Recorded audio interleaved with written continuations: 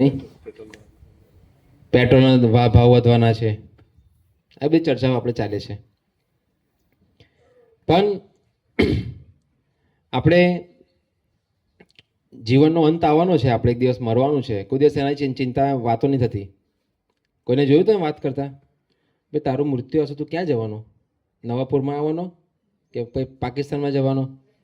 કઈ જવાનો છે આ જીવન પછી? કોઈ આવી ચર્ચા નથી કરતું. કોઈ એવી ચર્ચા નથી કરતું કે ભગવાનનું ધામ પણ છે. ભગવાન શ્રી કૃષ્ણ ગીતામાં તમે વાંચ્યું હશે, તમે વાંચ્યું નથી એટલે ભગવાન ગીતામાં આમંત્રણ આપે છે આપણને, મારા ધામમાં આવો. ક્યાં આવો? ગોલોક વૃંદાવન છે, વૈકુંઠ છે, ભગવાન બધાને આમંત્રણ આપે છે, મારા ધામમાં આવો. ક્યારે આવો? મૃત્યુ વખતે મારું સ્મરણ કરો. પણ આપણે જીવીએ છીએ ત્યારે જ સ્મરણ નથી કરતા, મૃત્યુ સમય કઈ રીતે કરીશું? ભાઈ આપણે ફાફડા, જલેબી, ઊંધિયું, પૂરણપૂરીનું સ્મરણ થાય, સમજ્યા? કાં તો કૂતરો પાડેલો હતો એને કૂતરાનું સ્મરણ થાય, એ મારો કૂતરાનું શું નહીં? તો ભગવાન કૂતરાની ચિંતા તમને આપી દેશે, તમારે પણ કૂતરા બનાવી દેશે, નહીં છે? તમે કૂતરાનું કલ્યાણ કરો, કૃષ્ણ નથી ને? અચ્છા, ચલો સારું છે. જેની પાસે જે લોકો નકામા છે એ કૂતરા પાડતા હોય છે, પણ જે ભગવાનની સેવા કરતા હોય ઘરમાં કૃષ્ણની, તમે બધા પુષ્ટિ માર્ગમાં હોતા? ઘણા બધા છે પુષ્ટિ માર્ગમાં, એક જ છો. કેટલી સેવા હોય એમાં ભગવાનની? ઠાકોરજીની સેવા કરે ને, અઢી 3 કલાક સેવા કરતા હોય છે, નહીં? બધું આમ મંદિર સાફ કરે, ભગવાનને નવડાવે, કપડાના નવા નવા વાઘા પહેરાવે. આ મનુષ્ય જીવન આના માટે છે, આપણા હાથ મોઢું આના માટે આપ્યું છે, બરાબર? જે આ નથી કરતા પછી એ કૂતરા પાડતા હોય છે. જેની પાસે ભગવાનની સેવાનો સમય નથી પણ કૂતરા પાડવાનો સમય છે, એવા લોકોનું જીવન ભયજનક છે. કેમ કે એને સૌથી પ્રિય વસ્તુનું સ્મરણ થાય. જે ઠાકોરજીની સેવા કરે એ એમને પ્રિય છે, તો જ્યારે મૃત્યુ આવે તો કોનું સ્મરણ થાય? હા, ઠાકોરજી આપણું સ્મરણ કરે, કેમ કે આપણે એમને પ્રિય છે. અને જેને કૂતરો પ્રિય છે એને કૂતરાનું સ્મરણ થાય. પછી કૂતરો આશીર્વાદ આપે, મારા જેવા બની જાઓ. તો આપણે આવું જીવન નથી જીવવાનું. આપણી પાસે સમય ઓછો છે અને સૌથી મહત્વપૂર્ણ કાર્ય કરવાનું છે આપણે જીવનમાં. શું છે? ભગવાનની સેવા, ભગવાનને સમજવું. સમજ્યા ને? કૃષ્ણને સમજવું બહુ અઘરું છે.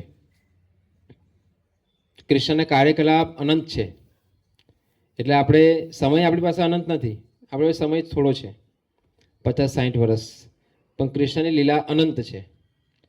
તો એ અનંત ભગવાનની સમજવા માટે આપણે ઘણો સમય જોઈએ છે.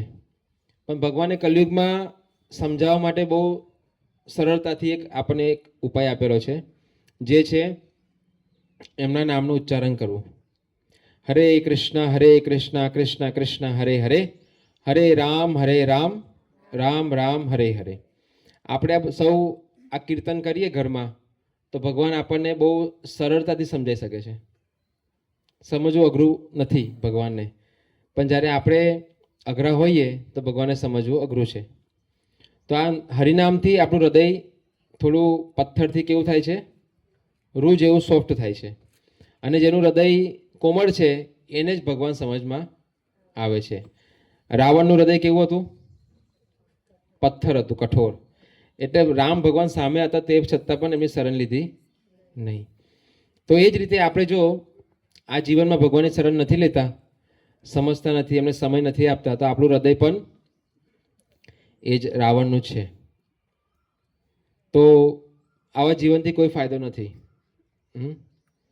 આપણે સૌ ભગવાનને પ્રેમ કરવા માટે બનેલા છે, અને આપણે ભગવાનને પ્રેમ નહીં કરીએ તો આ સંસારમાં આપણે કોઈને પ્રેમ નથી કરી શકવાના. એટલે તો મૃત્યુ આવે છે. મૃત્યુ એ તો છે. કોઈ કહે હું તો આને બહુ પ્રેમ કરું, પણ તમે એમને પ્રેમ આખી જિંદગી નહીં કરી શકો, કેમ કે મૃત્યુ તમારાથી છીનવી લેશે એને, છે કે નહીં? એટલે આપણે ભગવાનને પ્રેમ કરવો બહુ જરૂરી છે. આપણો ધર્મ છે, આપણો સ્વભાવ છે. તો એના માટે આપણી સંસ્કૃતિ ભારતની ભારતમાં જન્મ ભગવાનને પ્રેમ કરવા માટે મળ્યો છે અને અમેરિકામાં જન્મ કૂતરાને પ્રેમ કરવા માટે મળ્યો છે. અમેરિકામાં લોકો આજે તો બધા ડોગ કોન્શિયસનેસથી ગોડ કોન્શિયસનેસ થઈ ગયા છે. કૂતરાની ચેતનામાંથી ભગવત ચેતનામાં પરિવર્તિત થઈ ગયા, કેમ કે ત્યાં ઇસ્કોનના સંસ્થાપક આચાર્ય શિલા પ્રભુપાદજીએ બહુ જ સરસ પ્રચાર કરેલો. આજે ત્યાં બધા કૃષ્ણનું નામ લઈ રહ્યા છે. અને ભારતમાં આપણે જોઈએ છે કે લોકો ભગવાનના નામમાં રુચિ નથી. તો એટલે ભારતની પરિસ્થિતિ આજે બહુ ખરાબ છે અને હજી વધારે ખરાબ થશે જો એ લોકો પોતાના મનને ભગવાનમાં નહીં લગાવે. એટલે આપણે બાળપણથી સ્વભાવ આપણો હોવો જોઈએ મન ભગવાનમાં લગાવવા માટે. એના માટે સૌથી સારું ઉદાહરણ છે પ્રહલાદ મહારાજ, કે નાનપણથી જ 5 વર્ષની ઉંમરથી ભગવાનમાં મન લગાવ્યું હતું અને ઘણી વખત એના પિતાજીએ મારવાનો પ્રયાસ કર્યો પ્રહલાદ મહારાજને, પણ કશું થયું નહીં. એટલે હવે ભારતમાં એવું છે કે લોકો માતા પિતા છોકરાઓને રોકી રહ્યા છે ભક્તિ કરવા માટે. નહીં, માતા પિતા કહે છે હવે કે સ્કૂલની પુસ્તકો વાંચ, આ બધું શું વાંચે છે ગીતા, શું તને એનાથી લાભ થશે, શું તને નોકરી મળશે ગીતાથી? કોઈ કંપની છે ગીતા વાંચો તેને નોકરી મળે 1 લાખ સેલેરી છે? નહીં ને.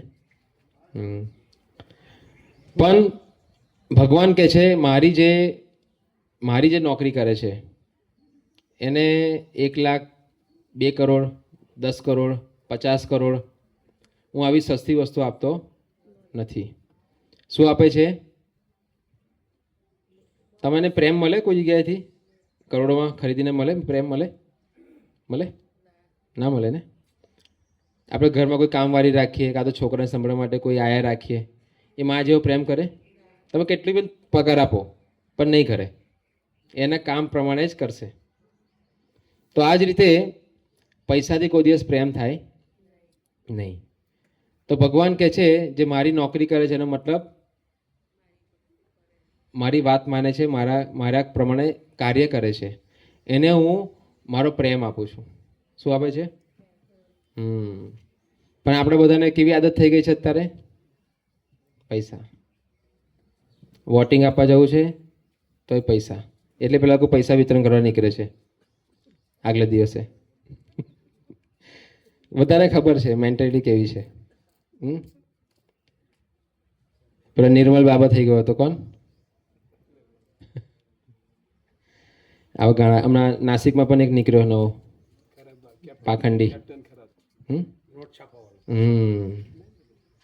નહીં, પેલો એ સ્ત્રીઓનો ભોગ કરતો હતો, એ 150-200 સ્ત્રીઓનો ભોગ કર્યો એને, સમજ્યા?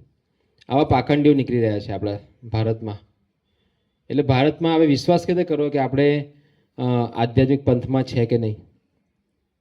તો એના માટે એક સરસ ઉદાહરણ છે ઇસ્કોન સંસ્થા, જે ભગવદ્ ગીતાના આધાર પર પ્રચાર કરે છે ભગવાન શ્રી કૃષ્ણ શું કહે છે, અને ભગવાનને સમજીને ભગવાનના મન લગાવીને પોતાની ઇન્દ્રિયો મનને કંટ્રોલ કરે છે અને શુદ્ધ થાય છે. ભગવાનને પ્રેમ કરે છે, એમની સેવા કરે છે. એ લોકોથી સમાજને હાનિ નથી, સમાજ કલ્યાણ થાય છે એનાથી. તો આપણે સૌએ એક તૈયારી કરવાની છે કે મૃત્યુ આવે એ પહેલાં આપણે ભગવાનને સમજીએ, ભગવાનની ઈચ્છાને સમજીએ. આખું સંસાર આપણી ઈચ્છાથી નથી ચાલતું. કોની ઈચ્છાથી ચાલે છે? આપણે તો ઈચ્છતા નથી કે રાત આવે, કામ જ કર્યા કરે. પણ રાત આવે છે કેમ કે ભગવાનની ઈચ્છા છે. આ મૃત્યુ પણ આપણી ઈચ્છાથી નથી આવતું, મૃત્યુ આવે છે ભગવાનની ઈચ્છાથી. તો એટલે આપણે ભગવાનની ઈચ્છા સમજવાની છે, કેમ કે બધું એમની ઈચ્છાએ ચાલે છે. તો આપણે એમની ઈચ્છા શું છે ભગવાનની? આપણી ઈચ્છા પૂરી નહીં થતી એનું કારણ એ જ છે કે ભગવાનની ઈચ્છા શું છે એ સમજવું પડશે. તો ભગવાનની ઈચ્છા એક જ છે કે આપણે બધા એમની શરણ લઈએ અને એમના ધામમાં જઈએ, જ્યાં જન્મ મૃત્યુ, કોઈ પ્રકારની સમસ્યા, ન્યુક્લિયર બોમ્બ કશું જ નથી. ભગવાન સ્વયં છે અને એમના ભક્તો છે, એમનું ધામ છે અને આપણે બધા ત્યાં સુખી રહી શકીએ છીએ. આ સંસારમાં આપણે સુખી નહીં થઈએ કેમ કે અહીંયા આગળ પરિવર્તન થાય છે. શરીરે પરિવર્તન થાય છે. જન્મ, ગૈડાપો, રોગ અને મૃત્યુ. જે રીતે આપણે આ પ્રસંગમાં બેઠા છે, આ જ પરિવર્તનનો એક પ્રસંગ છે. આ શરીરનો પરિવર્તન. જ્યારે શરીર ઘરડું થઈ જાય પછી એનું પરિવર્તન થાય, આ શરીરમાંથી બીજા શરીરમાં ટ્રાન્સફર થાય. પછી આપણને લાગે કે દુઃખ થાય આપણને, અરે મને છોડીને જતા રહ્યા. પણ એ કોઈ જગ્યાએ ગયા નથી, એ આ શરીર છોડીને બીજા શરીરમાં ગયા છે. સમજ્યા ને? તો આને આપણે દુઃખ કહીએ છીએ. પણ એ વ્યક્તિ કોઈ દિવસ સમાપ્ત થતો નથી. આપણે સૌ આત્મા છે. આત્માનો અંત થતો નથી, શરીરનો અંત થાય છે. એટલે આપણે આત્મા જ્ઞાન લઈએ તો આપણે દુઃખી ઓછા થઈએ. પણ આપણે આત્મજ્ઞાન નથી લેતા એટલે આપણને ઝટકો લાગે છે, આ શું થઈ ગયું. તો એટલે આપણે આ જ્ઞાનના આધાર પર જીવન જીવવાનું છે. અને ઘણી બધી જે સમસ્યાઓ જીવનમાં આવવાની છે, નાની નાની સમસ્યા પણ છે અને મોટી સમસ્યાઓ પણ છે. નાની સમસ્યા એ છે રોટી, કપડાં, મકાન, અને મોટી સમસ્યા છે મૃત્યુ. તો સૌથી કઈ સમસ્યા વિશે આપણે કામ કરવું જોઈએ? રોટી, કપડાં, મકાનની વ્યવસ્થા કરવા માટે આપણે બહુ પ્રયાસ નહીં કરવાનો, કેમ કે તો ભગવાનનું કામ છે, તો આપે છે, પાલનહાર છે. પણ આપણે જે મૃત્યુ આવવાની છે આપણી, એના માટે શું કરીએ છીએ?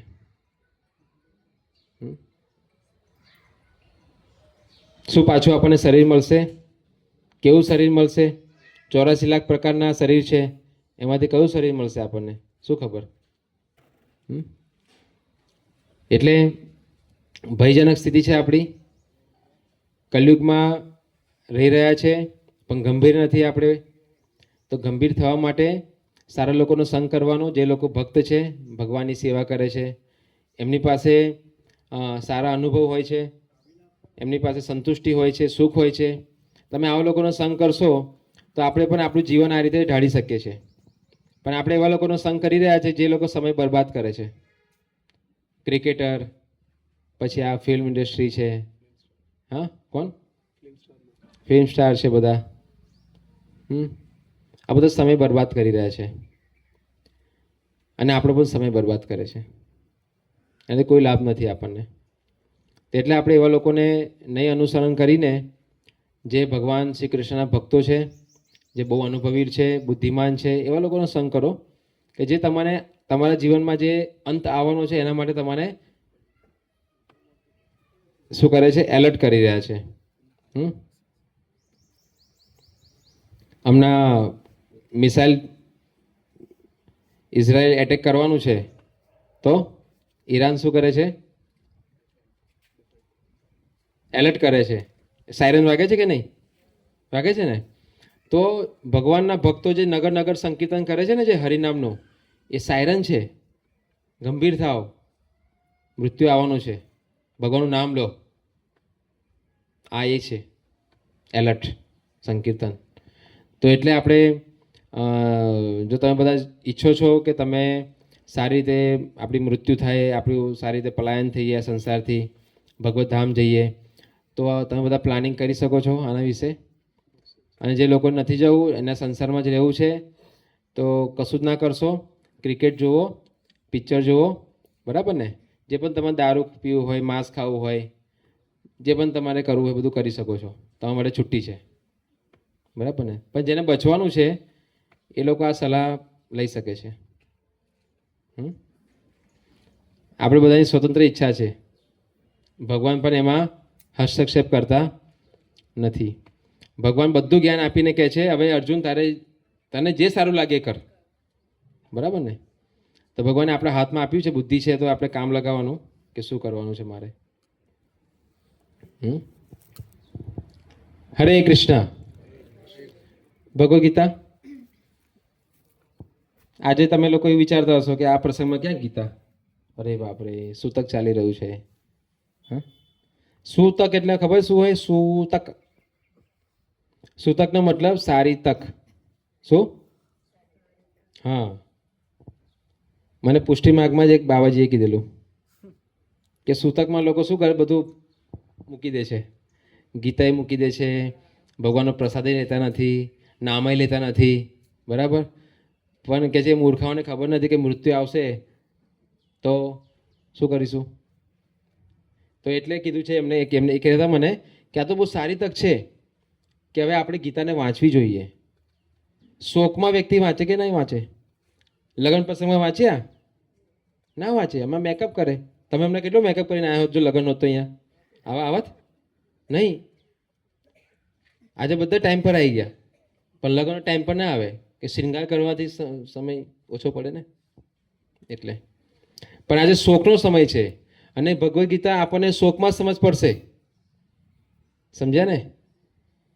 આનંદ પ્રમોદમાં નહીં સમજ પડ્યા, કેમ કે આપણે હવામાં ઉડતા હોઈએ છીએ. આજે તમે જુઓ, અર્જુનને યુદ્ધ કરવાનું કીધું, આ શોકનો વિષય હતો, તો ત્યાં ગીતા પ્રગટ થઈ. ભગવાને અર્જુનને ગીતા સમજાઈ અને અર્જુન સમજી ગયા. આજે આપણે બધા શોકમાં છે. આજે આપણા માટે બહુ સારો અવસર છે કે આપણે ગીતા સમજી શકીએ છીએ, વાંચી શકીએ છીએ. આજે જે 1 મહિનો 1.5 મહિનો આપણે કેટલું હોય છે સૂતક? હા, 17 દિવસ ને. 17 દિવસમાં આપણે ભગવદ ગીતાનો પાઠ કરી શકીએ છીએ બધા બેસીને. હા હા, થઈ શકે ને આપણે તો કેટલો લાભ થાય આનાથી? બધાનું જીવન સુધરી જાય. પણ આપણે આપણી સૂતક નહીં પણ આપણી કુતક હોય છે. શું હોય છે? કુબુદ્ધિ. બધું મૂકી એટલે આળસી છે આપણે કે આપણે તો અવસર જ મળવો જોઈએ. આપણને આ અવસર છે બધું મૂકી દેવાનો. અરે આ તો લેવાનો અવસર છે. આ સમયે આપણે હાથ ધોડીને પાછળ પડવું જોઈએ ગીતા વાંચવા માટે. સમજ્યા ને? તો આ ભગવદ્ ગીતા છે તેના મૂળ રૂપે વત્સલે ઘણી વિતરણ કરી આ વખતે. આમાંથી પણ કોઈને આપી હતી કે નહીં આપી ને? હા, વત્સલે લગભગ કેટલી 50 આપી હશે? 90. કોઈની પાસે પૈસા નહીં, 90 પોતાની રીતે બધાને 90 લોકોને ભગવદ્ ગીતા આપી વત્સલે ડિસેમ્બર મહિનામાં, જે ગીતા પ્રાગટ્ય દિવસ હોય છે. સમજ્યા ને? એ કેટલો મહાન ભક્ત તમારી આસપાસ બેઠો છે જો વત્સલ. હા, આ સંસ્કાર છે બધા. વત્સલને ભક્તિ કરવા માટે રોકતા નથી, હે ને? આદર્શ પિતા છે અને એમનો આદર્શ પુત્ર. તો આપણે તમે બધા પણ પોતાને એક ભગવદ ગીતા લો, એને વાંચો. આ તેના મૂળ રૂપે આવે છે ઇસ્કોનની. બહુ સરસ ગીતા છે આ. ઘણું બધું માર્ગદર્શન છે આપણા માટે, હે ને? આપણે કઈ રીતે આ સંસારને છોડીને જવાનું છે, ક્યાં જવાનું છે, અને છોડીને જઈએ તો આપણે ખુશી ખુશી જવાનું છે. એના માટે છે આ ગીતા. સમજે? અને આ નાની નાની છે પોકેટ ગીતા છે. એમાં વિશેષ ડિસ્કાઉન્ટ છે આમાં. આ પ્રસંગ માટે પણ સાથે લઈ જાઓ. આ લોકોને આપી શકાય ને ડિસ્કાઉન્ટમાં.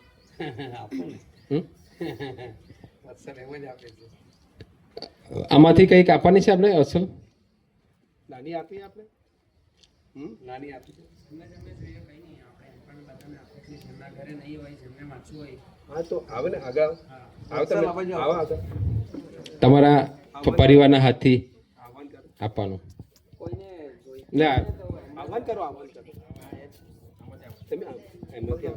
હરે કૃષ્ણ.